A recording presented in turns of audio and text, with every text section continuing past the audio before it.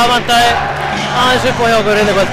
Já, við Grindvíkingarnir voru heilt eða bara betur átt þetta skilið. Það vantaði alltaf eitthvað hjá okkur, ég veit ekki alveg hvað. Við hittum ekki á okkar besta leik og því fór sem fór.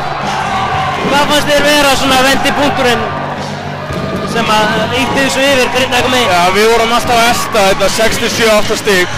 Náðum ekki að fara í gegnum þann múr og þá voru Grindvíkingarnir að setja körfur á réttum tíma. Jón Axel kom með risa og það var bara sitt lítið af hverju, en þeir heita bara skilið og ég óskaði bara innilega til hamingju.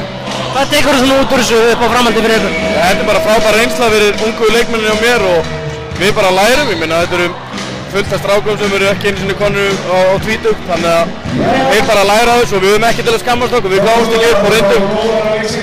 Þráttur í tap, þá lítur þetta aðeins að bæta og jafnvel þétta sjálfstrausti fyrir úrslitakeppnina sem er framöndan. Já, við þurfum að koma okkur bara í úrslitakeppnina, ég held að við eigum það alveg skilið, en það er erfitt núna en þetta á eftir að reyna strákunum gott.